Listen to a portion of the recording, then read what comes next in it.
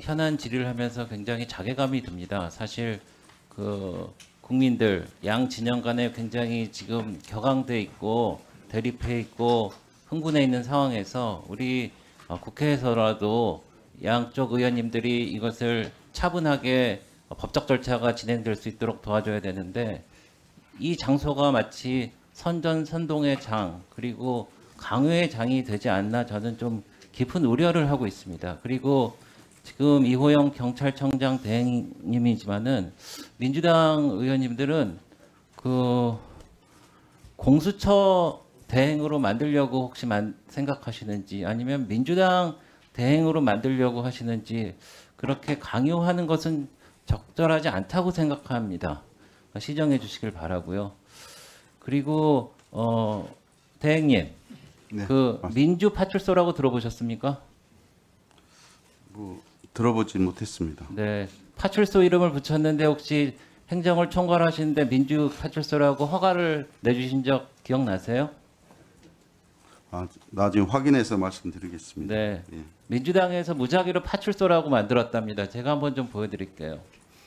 이 파출소를 참칭하는 이 웹사이트가 있는데 여기에는 우리 국민들이 카카오톡이나 SNS를 통해서 이번 계엄 관련, 탄핵 관련해서 무슨 의견이든지 하여튼 민주당에서 판단했을 때 문제가 되는 것은 전부 고수 고발한다고 합니다.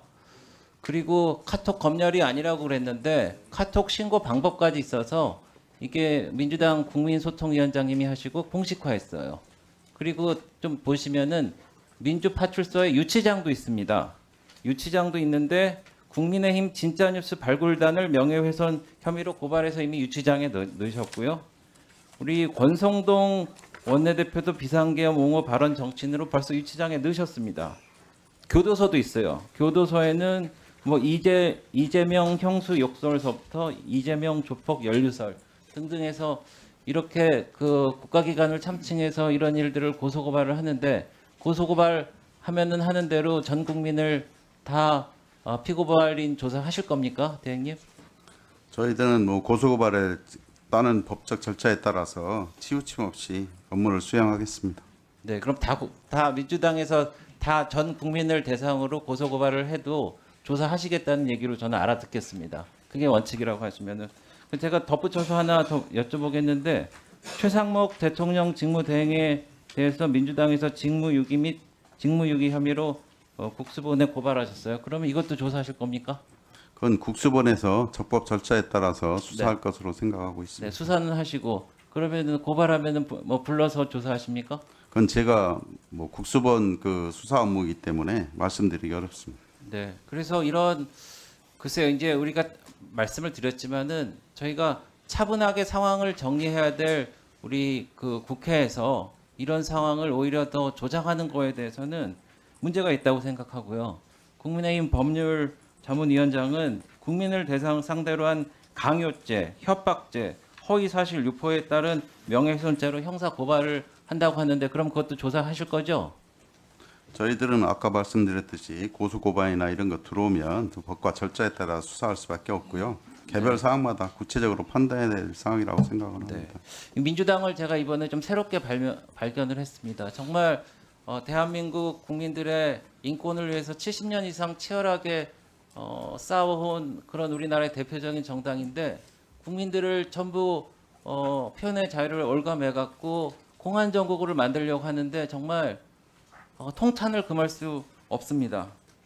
근데 이제 표현의 자유를 보호하겠다고 말씀하신 당사자도 민주당 당대표세요. 이재명 대표신데 민주당에서는 지난번에 보니까 표현의 자유를 위해서 허위사실 공표죄와 후보자 비방죄를 삭제하는 법안을 박희승 의원님 내셨는데 이거는 이재명 대표가 지난번에 법정에서 형사처벌 받는 유죄 판결을 받은 거에 대해서 죄를 원천적으로 없애려고 하는 표현의 자유를 보장하려고 하는 겁니다.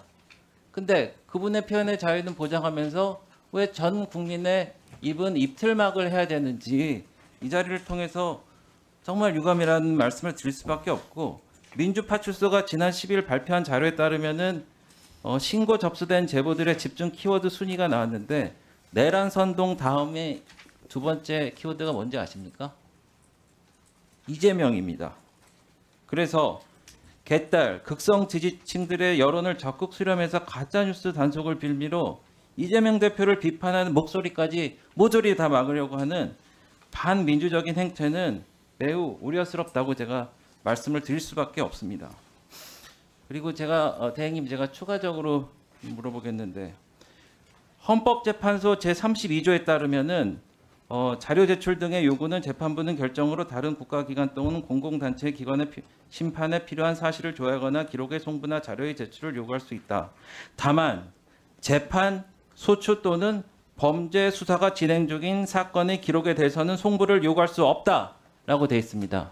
대행님, 경찰에서 요청 받았습니까? 헌법재판소에서 수사 기록을 달라고 사실상 민주당이 주체인 뭐 국회 소추당에서 요청을 했다는데 이런 법 알고 계시죠?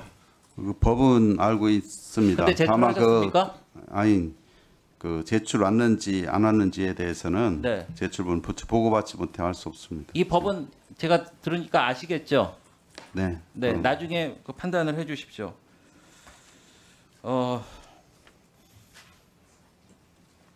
네, 이상 마치겠습니다. 네, 수고하셨습니다. 다음은 유성건 의원님 질의해 주시기 바랍니다.